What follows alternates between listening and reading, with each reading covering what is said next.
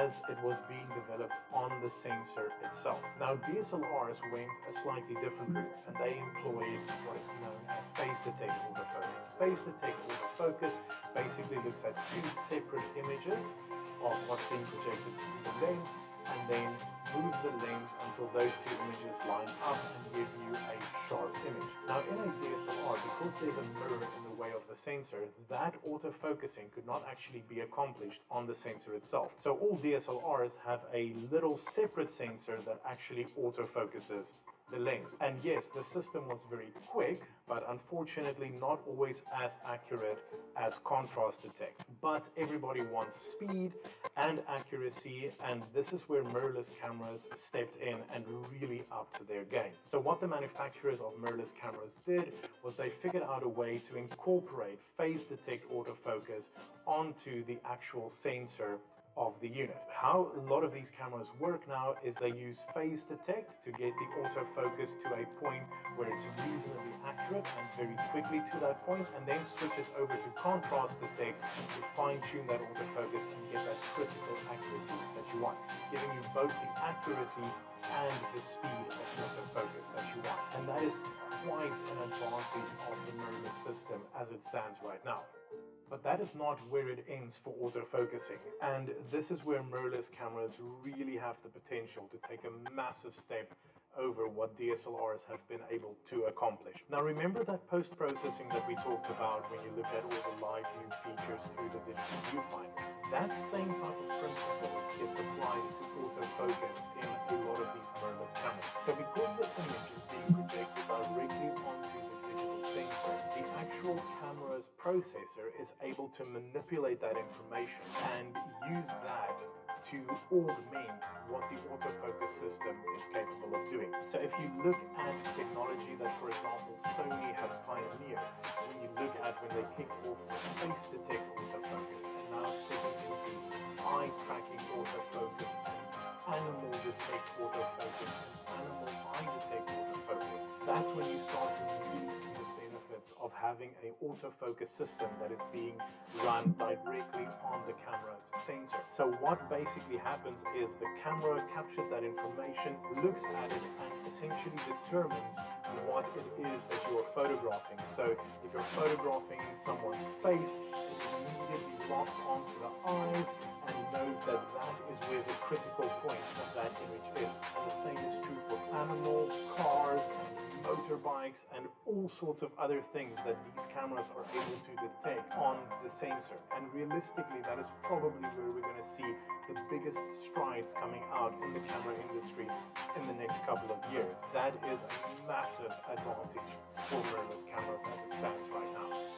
These advanced autofocus features also carry over into video shooting, and that's another field where mirrorless cameras currently have quite a big advantage. Now, apply those intelligent hybrid autofocus systems into video shooting, and you have a camera that can organically pick out what your subject is in the scene that you're filming, track that subject extremely accurately and without you having to manually focus or even really pick out focus points within your frame. And that becomes extremely handy if you're getting into that video sphere. Manufacturers seem to really be focusing their development on mirrorless cameras when it comes to specific video shooting. And you have these units now easily putting out 4K 60 frames a second and some incredible bit rates. You also have some new cameras that have been announced that's coming out now.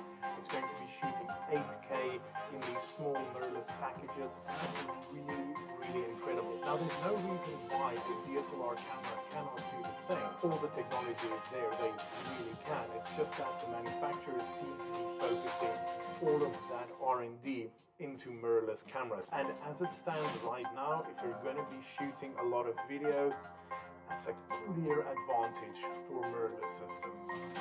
Now, none of this means that mirrorless cameras have it all their own way. And you actually see a lot of new DSLRs coming out incorporating a lot of that hybrid mirrorless technology. If you look at some recent units that came out, so we're thinking about stuff like the Canon 90D, the Canon 1DX Mark III, and And this unit right here is a Nikon D780. You actually see that they really go for that hybrid shooting experience, where when you shoot through the optical viewfinder, it functions purely as a traditional DSLR, but then when you lock the mirror up and you go into the live view shooting mode, they're trying to incorporate a lot of that mirrorless technology into the DSLR framework. That really tells you something about what's happening in the industry right now. Yes, mirrorless cameras are on a massive rise, and over recent years we've seen that, for example, Sony has become the largest seller of full-frame cameras, and they only manufacture mirrorless units that are in DSLRs. But at the same time, DSLRs are definitely not dead, and they definitely have a place. Camera manufacturers are going to continue putting effort into DSLRs, but definitely that effort is skewed towards mirrorless cameras, as they clearly see that as the future. Now, how do we tie all of this information together? Which really is better? Is it DSLRs or is it mirrorless? At a purely technical level, looking at technology available within these systems right now as things stand, it is clear that mirrorless cameras are definitely superior to DSLRs. But there is a little bit more to it, and that comes in with personal preference. Yes, if you pick up a DSLR,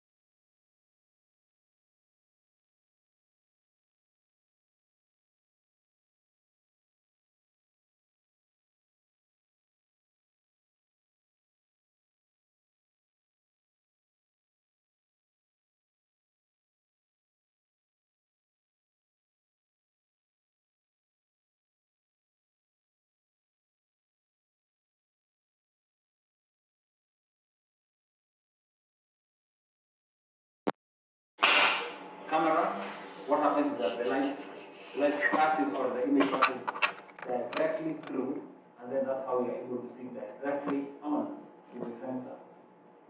Okay. So we're having a bit of technical difficulties, and we shall be right back.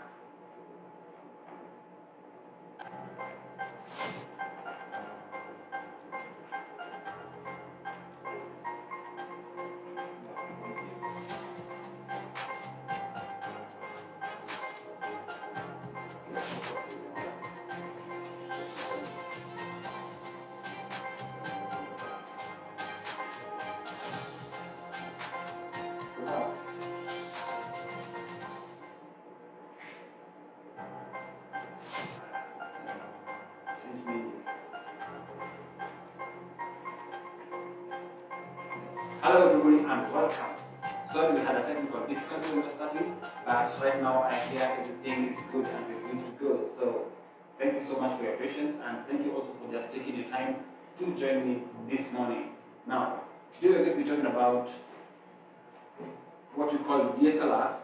These are a sample of DSLR cameras. This is a Nikon, this is a Canon camera, and we shall be comparing them and telling you why we are moving to the mirrorless age. So please stay tuned, in the right place, and probably you might get more information as to what is actually a mirrorless camera and what a DSLR camera is. I hope that this shall be a very enlightful Saturday cold morning that's going to cheer you up and probably help you as you're planning to make your next investment in a camera. Now, what is, actually before I dive in, let me show you some news. It is now official. Okay, it is now official. This is news coming in from the Nikkei Asia News that Nikon has finally pulled the plug and they are no longer producing the DSLR cameras. That is the single lens reflex, or as you know it, digital single lens reflex camera, DSLR. Now, that has come to the end, and now we are officially on to the mirrorless age. Now, not only has Nikon announced the end of it, but also Canon has announced that it has officially pulled the plug. Canon has officially pulled the plug, and here is the official announcement as it goes. So, from premium bit, say goodbye to Canon. Okay, so this is the website for those of you who would like to probably go look down and have a better read of it. So that is the end of DSLR. So if you are a collector and you're thinking of getting the last mix of this camera, then for the Canon, that is the 1DX. This was the last camera that they did right here. So this is the last DSLR that Canon has officially made as of July 2022. So if you're a collector and you're looking for the last piece of the camera, then this is the camera to get. Now, let's dive into the main topic of the day. Now, what is a DSLR and what is a mirrorless? Most of us have forever been using DSLR cameras to take our photos, and we have always considered that to be the most professional camera to use. What is happening is that there is a change. There is actually a flip and an advancement in technology. They say that whoever does not accept change, now that is someone who is not willing to move to the next level. What happens when we are using a DSLR? When we're using a DSLR, what normally happens is light passes through the lens. Okay, as you can see, light passes through the lens and then it hits a mirror. Okay, so here you are. So that's the DSLR, and then this is the mirrorless. So once light comes in of the DSLR, light passes and then it hits the mirror. From there, it is now split into two. One part goes to the sensor, and the other one actually to the autofocus sensor, which now is the one that helps you to focus, and the other one goes directly into the pentamirror, which now actually rotates the camera, rotates the image so that now you're able to see it in the viewfinder. Now, on the mirrorless end, what happens is that exactly what you see is what you get. So, when you're using a DSLR, what happens when you're taking a photo is you see exactly what the camera sees without the actual adjustment on real life or real time light adjustment. So that's why you need to always change your settings when you're shooting so that you can get the accurate settings. But since on the mirrorless you see exactly what the camera is seeing because of the electrical component, as you make your adjustment the exact same time, that is exactly what you see. So you're able to see immediately how the shutter works. You're able to see exactly the lighting on the shutter. You're able to see exactly the lighting on the aperture as you're changing. So anytime you're making any changes, you actually see exactly the end product before you even take a peek. Which means that when you're using a mirrorless camera, you're able to get more accurate photo faster as compared to when you're using a DSLR. But does it really matter which camera you're using? I would say no. A photo is a photo. It now comes into your preference as a photographer. The problem with most photographers is that we are full of gas. Yes, I said it. We are full of gas. Gas is gadget acquisition syndrome. Yes, gas is gadget acquisition syndrome, and you always want to get the latest thing or the latest item that is in the market. So when this item comes in, you actually just want to go grab it and take it with you. But right now, I think as cameras keep on changing and everything, I think it's about time now we slow down on the gadget acquisition syndrome and actually start getting exactly what you need. As I was saying, a mirrorless camera will be able to get exactly what you need directly from the viewfinder because there's no mirror to refract and you're using, it's mostly electronic. Now, what they tried to do with the mirrorless camera is that they actually wanted to reduce the size of the camera, and they did an excellent job at it. As you can see, if you're looking at the two bodies, you can actually compare the sizes. Okay, so let me get a closer view of it. Okay, so this is the size. This is the size of a mirrorless. This is the size of a mirrorless camera, and then this is the size of a DSLR. If you look at the battery size, okay, if you have to compare them at the battery size, okay, so here you go. You can see one is quite small, one is really, really huge. So with this one, it's big, this is a DSLR, and then on the mirrorless, it's a little bit small. Even if you're looking at the Sony, it's really small. And the effect of that is they really tried to make the camera as light as possible. They try to make the camera as light as possible and also as small as possible so that now it's easier for you to actually move with them or to actually carry them. So it's more portable. But in the process of trying to make it more portable, what they ended up doing is that they had to reduce the size of the battery. Let me show you the size of the battery. This is the size of a DSLR. This is the size of the battery for a DSLR camera. And this is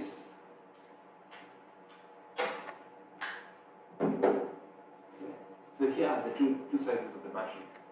Okay. Yeah, so these are the two sizes of the battery. You can see the difference. This can literally just be swallowed within. Okay. So this is the mirrorless, this is the DSLR.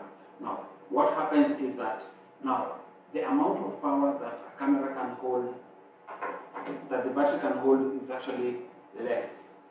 Let me show you the exact figures of how much battery you actually get, or how many clicks you get. Now, when you're looking at the 5D Mark IV, so we're comparing the 5D Mark IV, the Canon RP, and the Sony Alpha 7 IV. With the 5D Mark IV, you actually get 900 clicks battery. On the RP, you get only 250 clicks per battery fully charged. And then on the Sony Alpha 4, you get 580. What that means that with one fully charged battery on a DSLR, you're able to get 900. But on the mirrorless, you basically need more than one battery for you to get an equivalent of it. On the RP, you basically need 3 batteries. Actually, it's 4. You actually need 4 batteries for you to get something close, to actually get something slightly over what you get on a DSLR. And on the mirrorless, Sony mirrorless, Alpha 7 IV, you need 2 batteries for you to get the same amount of power on as of a DSLR. So that shows you exactly what you need to compromise on. But I don't think carrying an extra pair of this battery would actually make much big of a difference.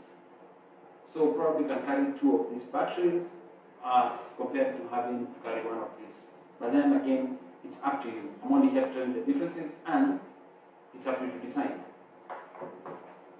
Then now we come to the lenses, because now the bigger problem has been mirrorless is the new thing. Mirrorless is the new thing that has come in, and there's always something that needs to catch up. It needs to catch up with time, and it needs also to catch up with technology, as we say. Are there enough lenses for you to use on your mirrorless? As you can see with me here, I have got the Sony, and it has the 70-200 quite prime lens. And over here I have the Canon RP, it has the 24-1.5 lens. Okay. Now, but in case you are not yet ready to invest onto the lenses of a mirrorless, there is one thing that you can get as an add-on. You need to buy an adapter. This is a Canon adapter that will convert your EF lenses so that you can use them onto the mirrorless. So you buy this as an extra gadget. So once you buy your camera, then now you buy an adapter so that now you are able to use your old Canon lenses onto your new mirrorless camera. And that goes for also Nikon. If you have a Nikon camera and Nikon lenses, and you're moving to the Z5, Z7 of Nikon, then what you need to do is that you need to buy an adapter so that now you can still continue using your old lenses as you save up to buy the new lens. One thing I should warn you though is that the mirrorless camera are slightly pricey as compared to the DSLR cameras. So just keep that in mind, keep that at the back of your mind as you're thinking through this. And then also getting a good adapter to change your DSLR lenses to mirrorless cameras, then you basically need to do quite an investment. For a good adapter, you're basically talking about from $800 plus. Yes. But then, do we really have an option of whether to move to mirrorless or not? I think not. I think mirrorless is the future. We're already here. But mirrorless has been here with us for quite a while. How? Our phones have always been mirrorless from the word go till now. So if you have a phone, just know that you already have a mirrorless camera. It's just that probably you do not use that exact word for the mirrorless camera. So let's see what we have now. As we're talking about changes that are happening in the camera world, we also have got new lenses that are coming out that you can use on your phones. Since we're talking about mirrorless, we may as well just talk about lenses that are available for you to use on your phones to get better and more crisp quality images on your phone. So, the Siri anamorphic lenses have actually come up, and they're really, really good. Especially if you have a good phone that has got a good processor, then you can use the lens, you can buy a Siri lens, and you are able to get so much clearer images. So you don't necessarily need it, especially when you're going out to the park, you don't necessarily need to carry your big camera when you're shooting. So here is a short video about a Sirui lens. Okay, just for those of you who are still looking at the option of taking photography with the phone. So let me get it. So we also have, especially for those of us who love taking wildlife, there is a Sirui 400mm. Yes, and we have it in stock. So in case you're looking for that as an option, then yes, you can have it. So let me play for you one video of someone who featured the lens. Okay. So here we go.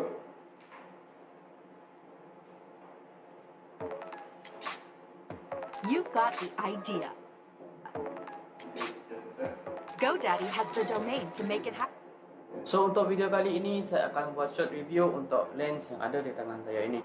Jangan lupa tekan kesempatan untuk membuat review untuk lens ini. Kalau korang tak tahu apakah itu telephoto lens, saya akan simplifikan untuk korang. Kita boleh katakan telephoto lens ini adalah zoom lens di mana ianya tidak akan mengorbankan kualiti pada footage ataupun image yang korang shoot, dan ianya juga akan memberikan efek bokeh pada footage ataupun image korang. Okay, senang kita katakan kalau korang gunakan portrait mode pada smartphone korang, disitulah korang akan lihat efek untuk telephoto lens. Saya menggunakan iPhone 7 di mana iPhone 7 hanya mempunyai single camera. Tapi sebenarnya korang juga boleh mountkan lens ini pada smartphone korang yang mempunyai dual ataupun triple ataupun quad camera setup. Okay, saya lebih suka menggunakan third party lens. Sebab kalau korang gunakan third party lens, korang akan gunakan pada main camera korang. Dan seperti yang korang tahu, main kamera korang mempunyai sensor yang lebih besar dan mempunyai aperture yang lebih bagus jika dibandingkan dengan telephoto lens yang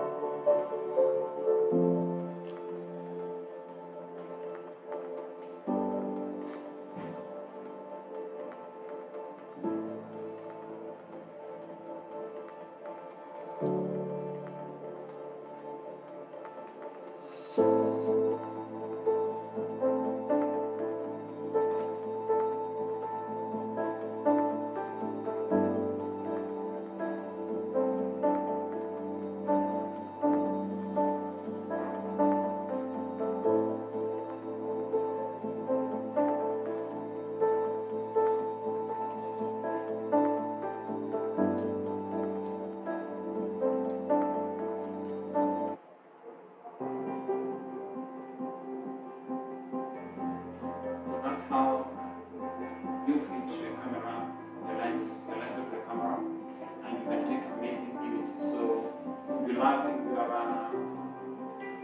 if you are a landscape photographer or a portrait photographer or a travel photographer, then now you can actually also consider getting a Sirui lens. So this is how This is how the lenses look like. But then depending on the one that you get, you can actually get also one for your camera, which looks like this. Okay, so this is a Sirui SLR camera, SLR lens.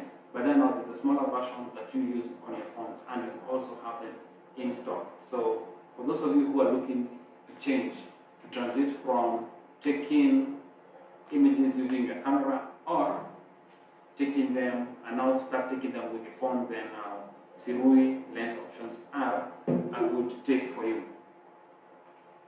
Okay, so now back to the differences between DSLR and the mirrorless. Is that one, is it better to use a DSLR or a mirrorless camera when you're shooting? The answer to this is that both of them are good cameras, and it's just a change in generation. It's like asking, is it better to drive using a manual car or an automatic car? It doesn't really matter as long as you get from point A to point B, and both of these gadgets will get you there. It's just that with the automatic car, you probably might have an easier time driving to your location. So that is the best example I could use for a mirrorless and a DSLR. With the DSLR, you're able to see exactly what you're taking before you click. With the DSLR, you have probably to take a few more, you have to tweak it a little bit more here and there before you get a perfect shot. So somebody, if you are two of you shooting using a mirrorless and a DSLR, the person with the DSLR might end up taking lesser shots as compared to the DSLR, because now they can see exactly what they're getting before they even take a click. And probably that's why then the battery life really doesn't have to be that long. Maybe, could be. Okay. Now, which camera actually focuses faster than the other? Over time, what has happened is technology has been changing, and immediately when the mirrorless came in, they were using the technology for contrast. That means that the camera first of all had to get, before it can focus, it actually had to get a blown out image, and then now get the contrast, then now balance the two, focus, and then now it would now mean that now the image is focused and now they can click. So what they have done right now is that now they have combined the technology so that now it's faster. So now they're using the contrast technology and the new and the latest technology to now give you a faster and sharper image. If you have ever tried shooting using a mirrorless camera, you realize that the lenses are way faster as compared to the DSLR, and they don't even need to be like the super prime camera lenses for you to get a sharper image. So and with Sony technology, they have actually guaranteed you sharp on every click. That is how accurate they are. So if you're looking for a lens that can shoot much faster and easier, then now mirrorless is the way to go. Are mirrorless more expensive than DSLR? Yes. Mirrorless cameras are actually slightly more expensive as compared to their counterpart, the DSLRs. And is it worth it? Yes, every cent. That I can guarantee you, every cent. But then again, you really don't need to start with the very expensive mirrorless cameras. You can easily start with Sony. You can get a Sony ZV P10, which is actually very compact, very small. Or you can even get the Canon M50 mirrorless, very good. And the advantage of this is that you can even be shooting with it and vlogging with it as you move. And the accuracy and the sharpness and the lenses that you get are really compact as well. So you really won't stand out that much in the crowd, but the quality image will actually not make you stand out really well. Because like the lens I have is an 18 to 50 mm lens. So there you go. So there's a view of it. So this is an 18, this is actually a 16 to 50 mm lens. And the advantage of it is that on this other side, you actually have your zoom option. So you can actually zoom with this as compared to zooming from here. Okay. So from here you can either use this to zoom in, zoom out, or you can actually just go to the camera, the lens itself, and you can zoom in and out from here. So these are basically just some of the options and the advantages that you get when you are shooting with a mirrorless camera. Now, in case you have got any questions, I will gladly take them up. So let me see if there are any questions.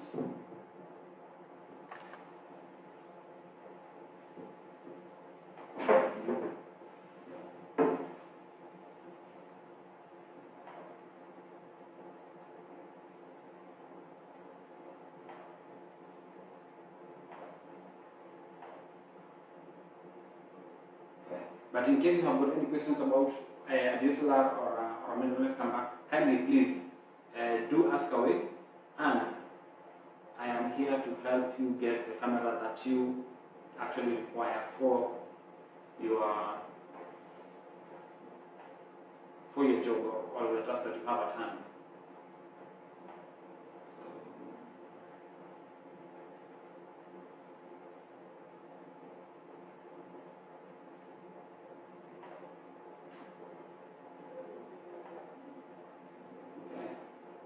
So I can see we don't have questions on this end. I don't know whether I'm putting questions on YouTube.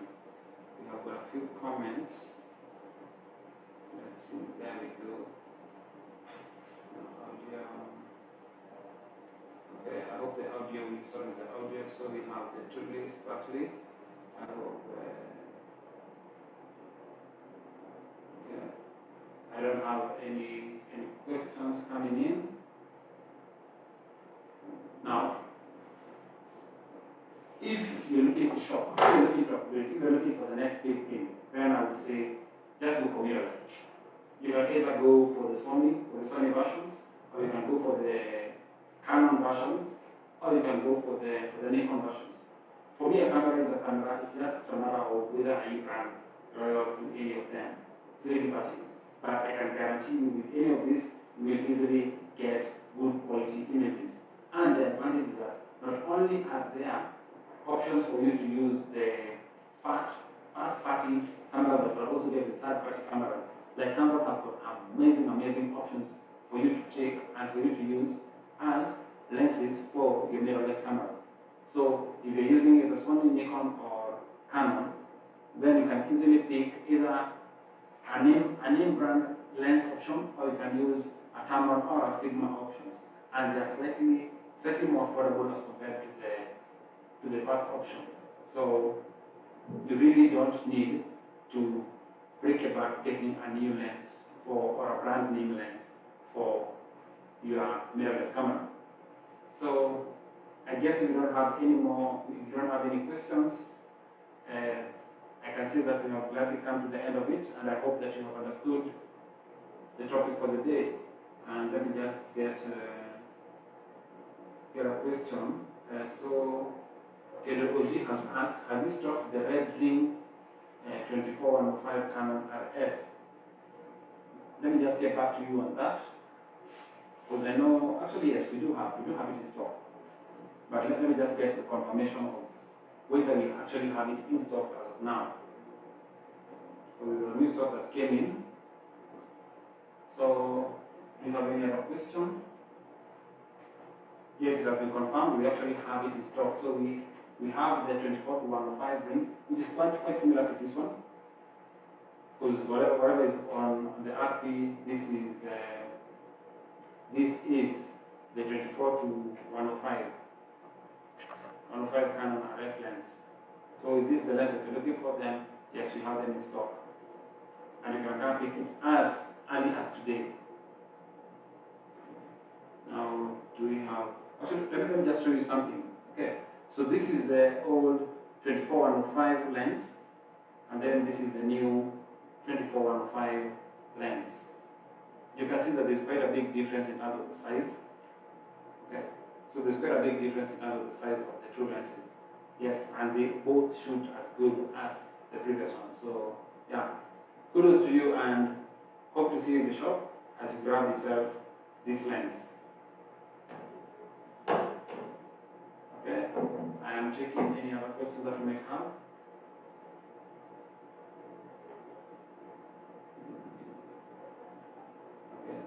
So we have got no questions.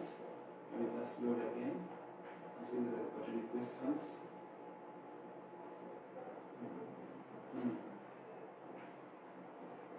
Okay, we don't have any other question. So I hope that you've learned. I hope that you've learned something new, and okay. I hope that you learned something new, and looking forward to you owning your first mirrorless camera. Actually, your second mirrorless camera, because what you actually have as a phone is actually already a mirrorless camera. So if you find that the use of the phone is way easier, now just think about it. Now incorporating phone with the properties of a DSLR in your hands. Now that is the kind of power that mirrorless gives you. The ease of taking a photo as with the phone, but now with the advantage of getting the DSLR settings on you. So until next week, adios.